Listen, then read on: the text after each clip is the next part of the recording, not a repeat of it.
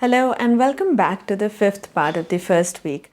As promised, in this video, we are going to get started with the third and the final problem this week, which is the so-called stable matching problem. So in this problem, we will be working with two groups of agents, and both of these groups have preferences that they express over each other. And our goal is going to be to match these agents with each other across the groups in a way that somehow keeps everyone happy. Now, I said a lot of things that were quite vague, and these things will become concrete as we go along. To begin with, just to keep our imagination engaged throughout, we will be thinking of these agents as actual people in real world scenarios because that'll help us motivate the problem setting. So, for example, the agents could be doctors and hospitals, and you're trying to associate the doctors with hospitals that they would eventually work at. It's quite natural for doctors to have preferences over hospitals, and the motivation for the preferences could be a mix of various factors, including things like the prestige of the hospitals in question, or how conveniently they're located, and so on and so forth. On the other hand, thinking of hospitals as employers, they would also presumably have preferences over candidate doctors.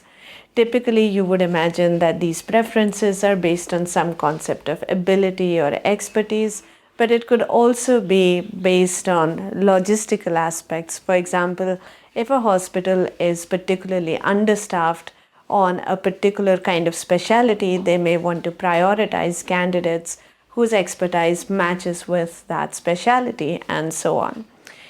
In the course of our discussion, we will not worry too much about how people come up with their preferences because that could be a complex affair that is very domain and context dependent. We are going to assume that people know what their preferences are, they know how to come up with them, and that they have done their due diligence. As far as we are concerned, the input is just going to be the preferences and we will work with them. Other examples of what the agents could be include students in colleges, for instance. And in this case, the matching does not need to necessarily be a one-to-one matching. This was also the case with doctors and hospitals. You could have a hospital getting matched to multiple doctors. And of course, when it comes to colleges, you would typically have a college absorbing multiple students. From a student's perspective, again, they would end up ranking the colleges based on their preferences and aspirations, and colleges would typically rank students based on performative measures. You could also think of one group of agents as being applicants for a specific set of jobs that have been advertised by a collection of companies. This is very similar to the doctors and hospitals example. You could also think of the agents as being men and women on, for example, a dating platform, and the job of the platform is to come up with intelligent matches based on the preferences that are given by the members of the platform. Now, it turns out that most of the literature around the stable matching problem actually refers to these groups of agents traditionally as men and women. And because that's mnemonically also convenient, I will also follow this tradition and refer to our agents as men and women. However, please remember that the applicability of the problem that we are talking about here goes well beyond just the dating platforms and so on. Okay, so now that we have our agents in place, let's talk about what more we want to consider as a part of our input. Like we said, these agents have preferences over each other. So in particular, all the men have preferences over the women, and all the women also have preferences over the men. And somehow based on these preferences, we want to match these agents to each other. Now you could ask how these preferences are expressed, and there could be many ways of expressing preferences. For example, you could have some generic requirements from the person or the agency that you're hoping to be matched with. You could say, for instance, that I'm looking for a job opportunity that is remote, or I would like to work in a company that offers free food, and so on.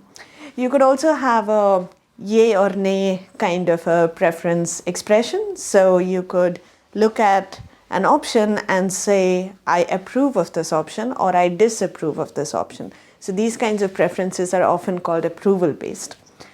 In our discussion, we will be focusing on preferences expressed as rankings. Okay, so every man is going to look at the list of all women and he's going to rank them, and the women are going to do the same.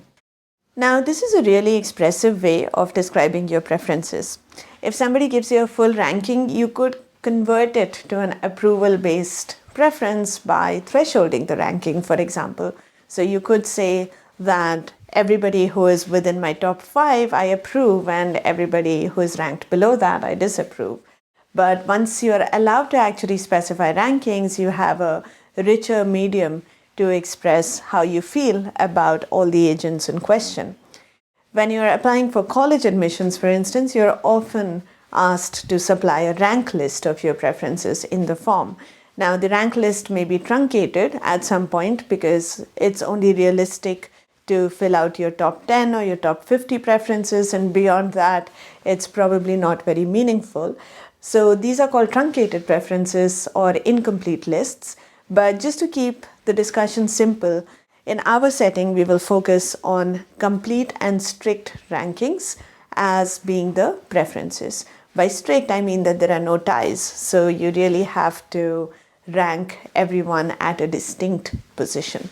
Now, the other keyword here is that we want the agents to be matched to each other. And we have looked at applications where these matchings make sense as being many to many or many to one. So for instance, one college can absorb multiple students and so on. But again, just to scope our discussion a little bit and keep things simple, we will be focusing on the setting of one-to-one matchings. So every man gets matched to exactly one woman, and conversely, every woman also gets matched to exactly one man. And we are therefore implicitly assuming that the number of men and women are the same. And I will use n throughout as the notation for the common number of men and women. So the total number of agents is 2n. We have n men and n women. So that's going to be our setting. Just to recap, we are going to be looking at two groups of agents that are disjoint and equal in size. We want to match them in a one-on-one fashion, and every agent has a complete and strict ranking over the opposite group of agents, right? Now let's talk about what kind of matchings are we looking for. There are n factorial matchings to consider, so this is a huge search space. Which ones do we particularly like? Take a moment to pause here and think about what matchings do you think are good and what matchings do you think are not so great. In some sense, we want to worry about making our agents happy. We want to make sure that everybody gets matched to somebody that they would enjoy working with, that they would enjoy being partnered with. So that's what we're trying to optimize for. But now the question that we have to deal with is, how do we quantify or formalize the concept of an agent's happiness? For example, you could say that an agent is happy if they're matched with their top preference and unhappy otherwise.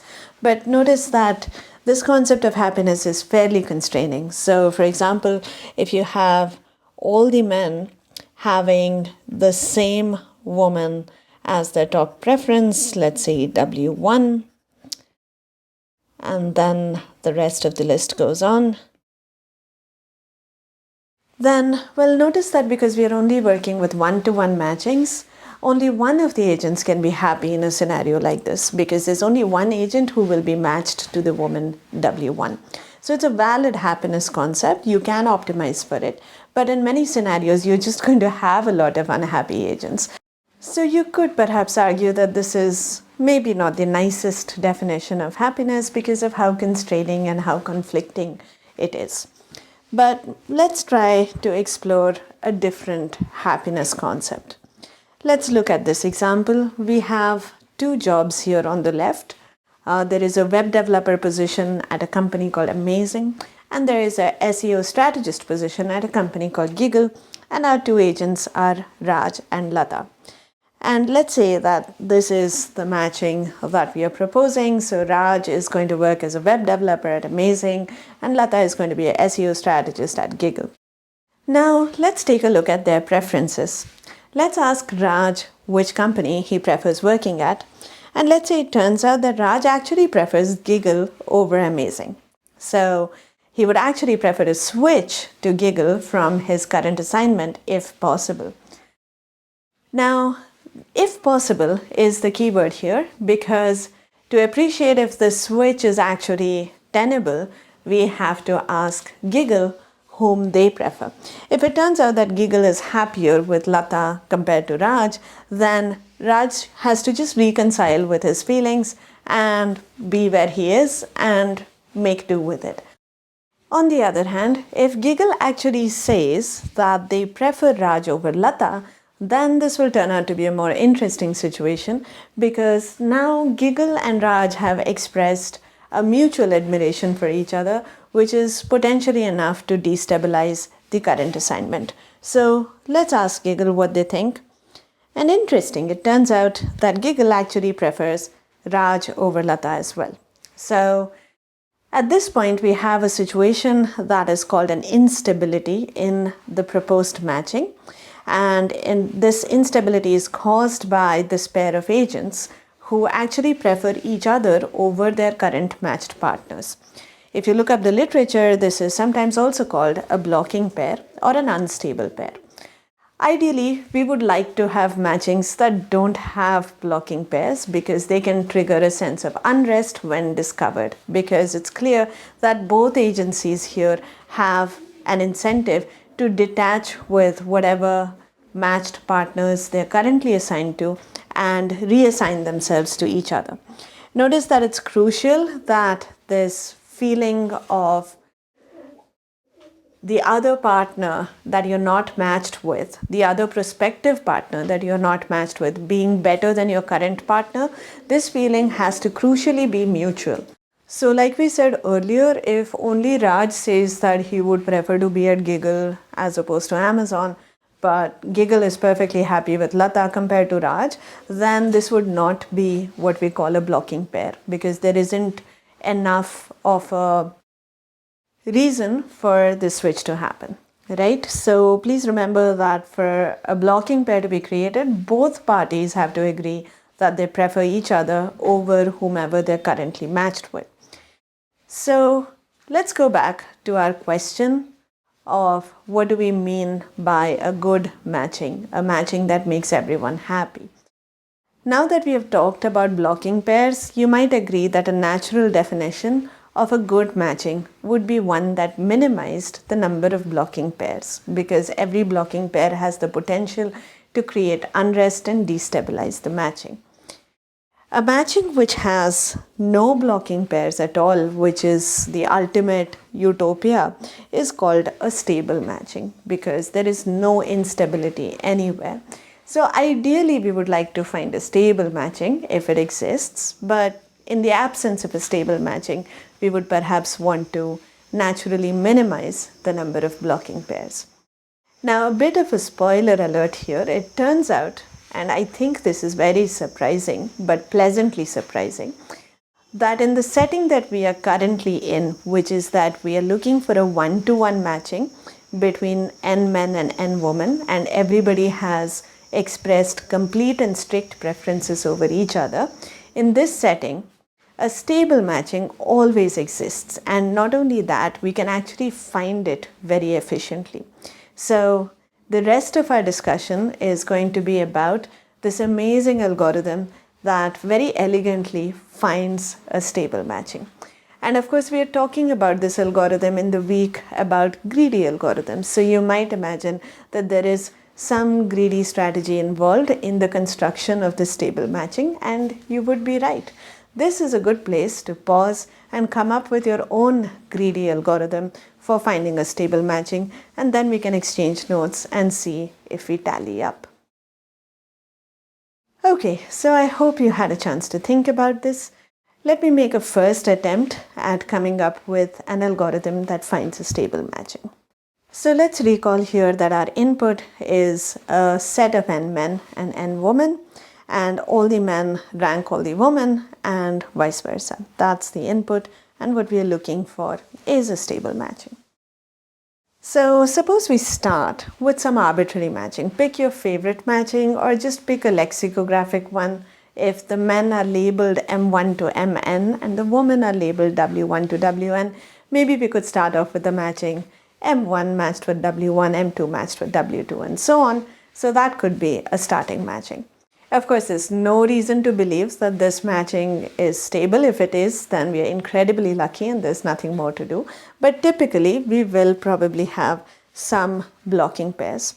So the greedy strategy may be that as long as there is a blocking pair, we try to fix it by actually reassigning the agents who are involved in the blocking pair to each other and matching the other pair that is left out. So in the previous example, for instance, we would have assigned Raj to the job at Giggle, and we would have assigned Lata to Amazing because that's the leftover pair. So we could try and do that. So we rematch in favor of the blocking pair, and hopefully we don't create new blocking pairs as a part of this process. So the idea, or the hope, if you like, would be that in every iteration of this while loop, we reduce the number of blocking pairs by 1.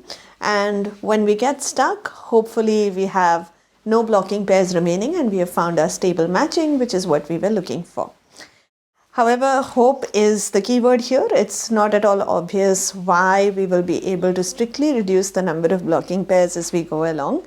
And it's also not obvious that we won't get stuck in this while loop forever.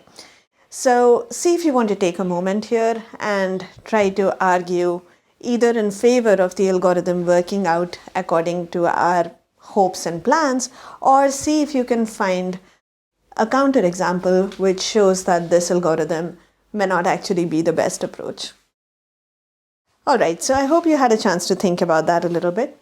I'm actually going to show you an example which illustrates why this while loop might actually end up getting stuck forever.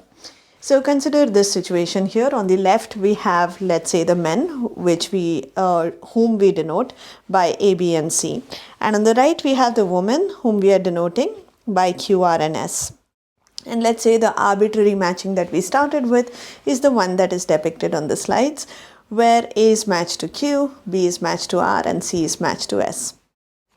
Let's say that A and R form a blocking pair, which means that all we need for this to happen is that R prefers A over B and A prefers R over Q. So remember that for a blocking pair to manifest, both members involved in the pair must prefer each other over their current matched partners. And notice that we have created the preferences here so that that's the situation that shows up. And indeed, A and R form a blocking pair, and the algorithm, in its attempt to resolve this blocking pair, will go ahead and modify the matching so that A is now matched with R, and the remaining two agents, who are B and Q, also get automatically matched to each other. Now let's say that this new matching also has a blocking pair, and that blocking pair is between C and R. Notice that I have not given you the preferences up front because that may feel a bit magical. What I'm trying to do is develop this example with you and see if we can just force blocking pairs to keep manifesting forever. And for blocking pairs to be created, we are just going to write down what the preferences should look like for this blocking pair to show up. And as long as the preferences are consistent across all these stages, we will be able to recreate an instance that actually forces the algorithm to exhibit this behavior. Okay, so hopefully that makes sense. So what's going on here? I want C and R to form the blocking pair, which means that R must prefer C over A, who is its current matched partner, and C must prefer R over S, who is its current matched partner. So let's make a note of that. And now let's look at what the algorithm would do. So in its attempt to resolve this blocking pair, the algorithm would have to match C with R, get rid of the existing matches between C and S and A and R, and then the remaining agents would be A and S, and they will get matched to each other. So that is indeed the next matching that we are looking at here. So A is matched with S, C is matched with R, and B, as before, is matched with Q. And now I want to manifest again a blocking pair here, because remember, I want to create a situation where the algorithm loops forever. So now I'm going to create a blocking pair between C and Q, which in terms of preferences would mean that C prefers Q over R and Q prefers C over B. Now once again, let's consider what the algorithm would have to do to resolve this blocking pair. We are going to have the blocking pair agents C and Q matched to each other, and that would require us to drop the matches between C and R and B and Q. That will leave B and R hanging, and so they will get matched to each other to complete the matching. So this is the next matching that we are looking at. A is matched with S, B with R, and C with Q. All right. And now I'm going to say that we have a blocking pair between A and Q. So this is going to happen because the preferences are going to be such that A prefers Q over S and Q also prefers A over C, right? So if the preferences are set up like that, then A and Q are going to form a blocking pair. But this time, notice that when the algorithm resolves this blocking pair, it's going to match A and Q, and now C and S are left out and they will get matched to each other. But that takes us right back to the matching that we started with, which means that the algorithm is doomed to loop forever, trying to resolve these blocking pairs one by one. So this is something that can totally happen. The only thing that we have to be sure about to make sure that our example is actually sensible and complete is that these preferences that we designed are actually consistent. So below every stage of the algorithm, I have written out what I need from the preferences for these blocking pairs to be valid. So all that remains to be sanity checked is that these preferences are not contradictory. Like, we are not saying somewhere that R prefers C over A, but then we go on to say that, oh, R actually prefers A over C. Then it will not be a consistent example, but you can verify for yourself that all of these preferences are indeed consistent. You can write out a complete set of 6 preferences, 3 for the men, 3 for the women, so that these relative preferences are indeed true. Notice that when I say something like R prefers A over B, it doesn't mean that A and B have to be next to each other on R's preference list. It doesn't mean that A has to be R's top preference and B has to be R's last preference. All we are saying is that A is ranked higher than B in R's ranking. That is the only thing that we need. So just for the sake of illustration, let's write down the preferences of R in a way that respects the demands that we have made from it so far. So for R, we have said that R prefers A over B and C over A. So a natural sort of preference that respects both of these requirements is to say that R prefers C over A over B, right? So that will satisfy both of these requirements. From the men's side, let's say, for instance, what have we demanded from A? We have said that A should prefer R over Q and Q over S. So I can just literally stitch those two demands together and that would work out. Because this is a small example, we actually happen to also have these agents lined up next to each other, just as we made demands of them locally. But if you're working with a larger example, I do want you to remember that when we say things like A prefers, say, Q over S, all it means is that Q is ranked higher than S in A's preference list. It does not necessarily mean that they come next to each other or that they have to be separated by a certain amount. There is no quantification of that sort here. Now, having said all that, long story short, the example that we just discussed successfully demonstrates that this algorithm, while on the surface seeming like a good idea, keep resolving blocking pairs for as long as you need to, doesn't actually necessarily work on all instances. Sometimes you might just get lucky. For instance, you might luck out in the matching that you start with, or maybe you are actually able to terminate at a stable matching. In fact, the way the algorithm is designed, if you do terminate, the matching that you output will be stable just by design. So that would be great, but there is really no way of guaranteeing that this algorithm will terminate, and that's going to be a bit of a problem. So what we are going to see next time is a different approach that actually works. You might actually point out that there was perhaps nothing obviously greedy about this algorithm. In terms of flavor, we were just going with the flow, so to speak. So maybe think about bringing in a greedy element to actually solve this problem. Give it a shot, think about it, and I will see you next time.